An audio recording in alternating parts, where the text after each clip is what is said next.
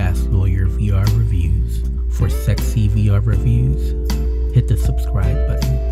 Hello, I'm Fast Lawyer. Today we're going to review Survival Nation VR, a game that was released on the Steam store February 2nd, 2023 by developer Winkley Studio SP. It normally retails for $30. I bought it on the release sale price of 10% off. I tested the game out on the MetaQuest 2 using link cable. Survival Nation is described by the developers as an open world online RPG zombie survival game, but in my opinion this game felt more like a single player MMO shooter more than anything else. With the latest update, there is an online PvP mode where if you enter this mode, other players can come in and they can either help you or they can kill you, so there is more of a survival feel to this game. The problem was that I could never find anybody else doing this mode, and when I created this mode I was basically there by myself, and this mode is like a stripped down version of the single player offline mode. So there's no quest, you just basically kill zombies and skill up, you look for loot boxes to get gear, so it just doesn't have the same feel of the offline single player mode or even the online co-op mode. And as far as online co-op, it is limited to 4 players, so basically this mode I believe is intended for playing with friends only. However, after having played the offline single player mode and reaching the level 50 level cap, I can say that it's totally not necessary to play with anyone else to play this game. Honestly, I would say this game is a casual arcade style zombie shooter. It wasn't until very late in the game that I finally died. Each time I died though, I felt it wasn't really my fault. It was something odd that happened with the game. For example, the first time that I died to some wild boars, and the reason I died is because they kept respawning really fast and I just wasn't prepared for that. But otherwise I would say this is a pretty easy game where you can take down multiple zombies as long as you have enough ammo, as long as you have some food and water, and as long as you know that sometimes you just need to run away if they're too high level for you to take down. I would say this survival game is perfect for those who don't normally play survival games. This would be a good my first survival zombie shooter game. It has a very casual difficulty, although you do have to drink water and eat food because you do have thirst and hunger. For the most part, you're easily able to get these items. You can always go to your home base and get a free refill of water and even get as many carrots and tomatoes as you can carry in your backpack. As long as you don't totally forget about eating or drinking, you are pretty safe in this game. Since I mostly played single player offline mode, my review is going to reflect that. I'm not really rating the online co-op mode or the online PvP mode. I spent very little time in each of these modes. Most of my time was spent offline single player. I spent about 18 hours in the single player mode, and this is a full review. I did experience almost everything this game has to offer. I wasn't able to 100% the game because unfortunately I did run into some game breaking bugs, which I'll get into later in this review. What I can say though is that I did reach the level 50 level cap and that I no longer have any more quests to get into, but some quests may appear if I was able to do the side activities that are currently bugged for me. So Survival Nation is running on the Unity engine. On my RTX 3080 I was able to get mostly 90 frames per second. Now I did notice some stutters, but that was mostly when new scenes were loading in. Even though this is an open world, I did notice that when you get into different parts of the map there is a little bit of a loading stutter. You do have full locomotion as well as teleportation available, along with smooth and snap turning. You can play seated or standing, and you can choose your dominant hand to be right or left-handed. Now some negative reviews have mentioned that the visuals in this game aren't very good. I'm not sure I agree with that. This is a pretty open world game with lots of different activities that you can do, and it's a pretty big map, so I just have to disagree. I think the visuals here look good. While the graphics aren't realistic, I think they look sharp, they look clear. It is a pretty world to explore and discover, and while it is visually pleasing, pleasing. My critique is that the world, although it does look nice and it does have some depth to it, when you investigate further, especially once you get into the downtown portion of the map, you find out that the world is in fact pretty empty. It doesn't have as much depth as you would think. It doesn't have that lived in feel. For example, there's this convenience store once you get into the downtown area and it's completely bare, and there's not broken glass, there's not empty tin cans, it's just completely bare shelves. And quite honestly, a lot of these buildings are just pretty empty, or they're very sparsely decorated, and a lot of the assets are reused. Now at the same time, I do want to say that what the developers have done here is better than 90% of VR games, so I don't want to critique it too hard, because overall I would say the map looks excellent. There's a lot of good places to explore. It's just it has certain areas that are pretty sparse, pretty barren, and just feel like a minimal amount of effort went into them, which is still a lot of effort when you think about how big the map is and how much stuff there is. Now the sounds here, there is a little bit to critique. The spatial audio here could have been much better. I often just couldn't really tell where zombies were coming from. I knew they were somewhere, but with the spatial audio being what it is, I just couldn't tell the direction they were coming from. There are some voiceovers, and I think the voice actors did a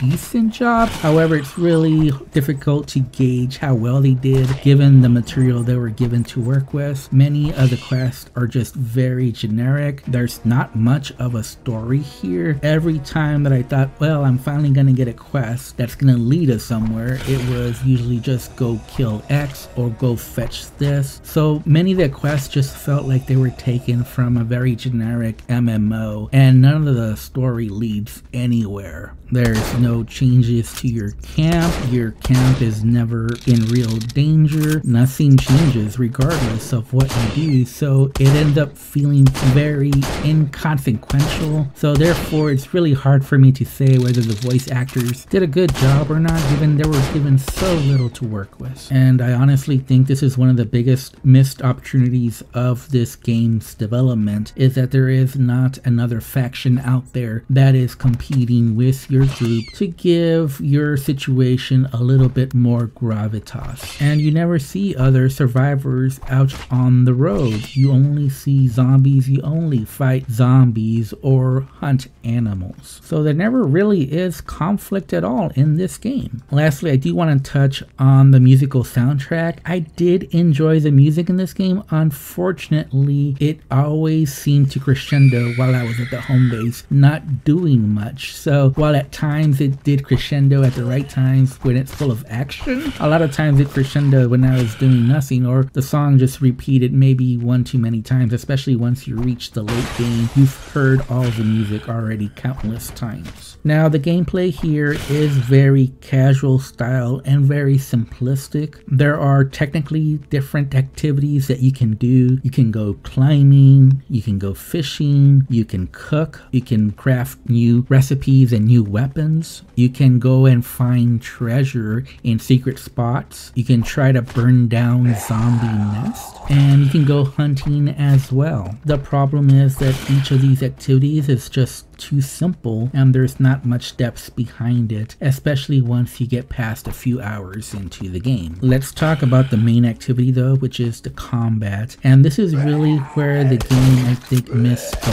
mark on a zombie survival type game. Frankly, the combat is just not well attuned for the type of game I think it was trying to go for. Zombies for the most part are bullet sponges unless you're over leveled. So if you have upgraded your weapon and you're above the level of the zombie, you can kill the zombie pretty fast with almost any weapon. However, if the weapon is not leveled up and the zombie is at or above your level, it's gonna take multiple hits just to take one zombie down, and there's usually more than one zombie in each area. They spawn out of the ground as soon as you walk in, you'll see them just spawn really out of nowhere, which does take a lot of the immersion away. You can clear an area and then just move a little bit and come right back to it, sometimes even just a few seconds later, and the zombies are just right back there spawning out of the ground. And the sad part is that even if you're overwhelmed by zombies all around you, you can just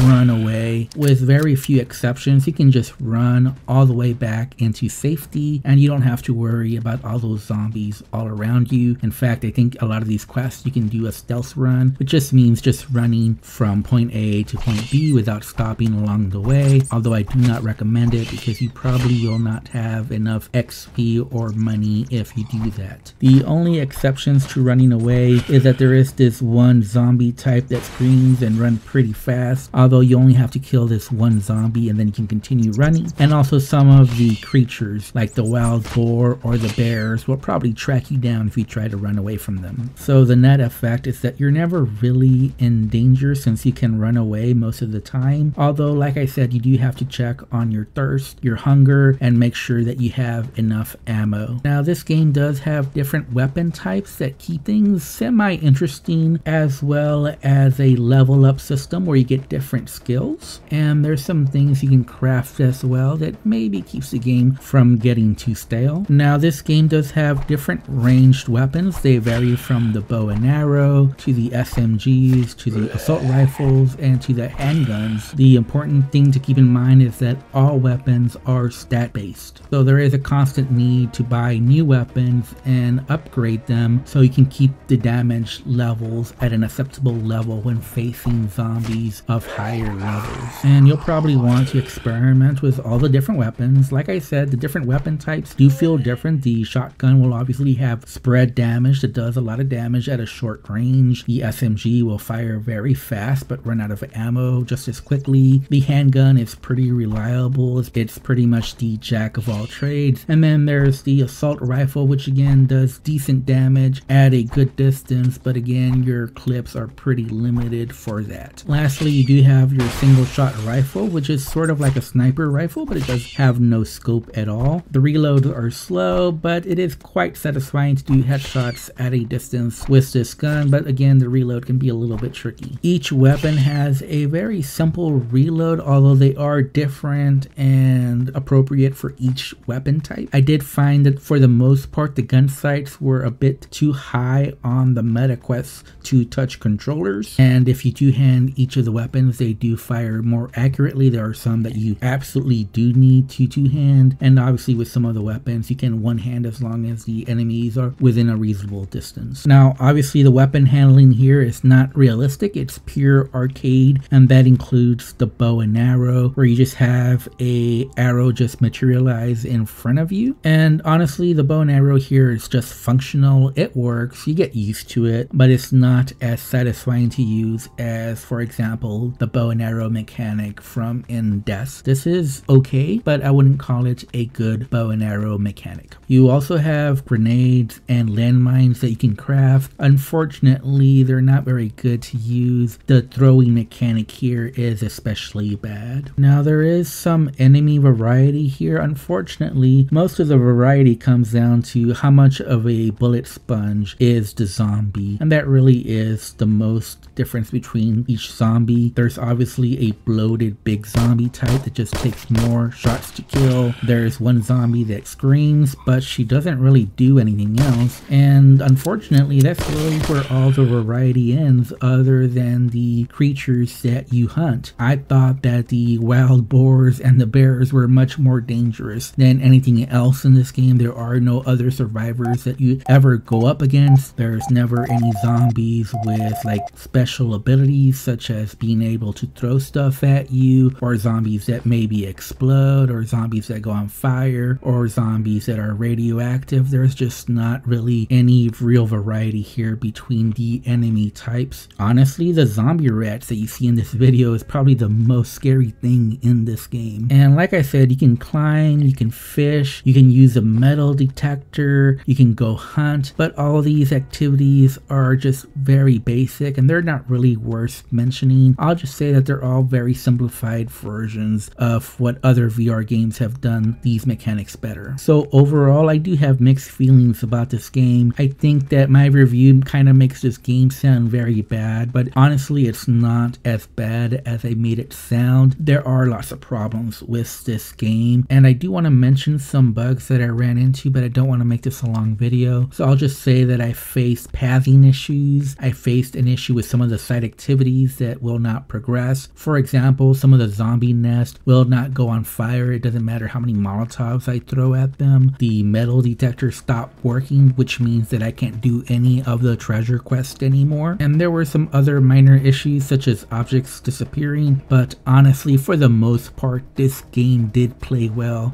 I think this is one of these games that it's so close to being good, but it just does nothing really well, so it doesn't really stand out. And I think that's why it has a mixed review status on Steam. And if I have to rate this game as is, I would give it a 6.5 out of 10. I think if you're looking for a casual, relaxing, my first survival game, this is perfect for you. However, if you're looking for more of a challenge, if you want more depth to your VR mechanics, then this is definitely not the game for you. Everything here is just too simplified, which is great for kids or great for casual gamers, but probably not great for anyone else. Anyways, I'm Fast Lawyer. This has been my full review for Survival Nation VR. If you enjoyed this review, don't forget to like, comment, and subscribe. And as always, have a wonderful day. Goodbye.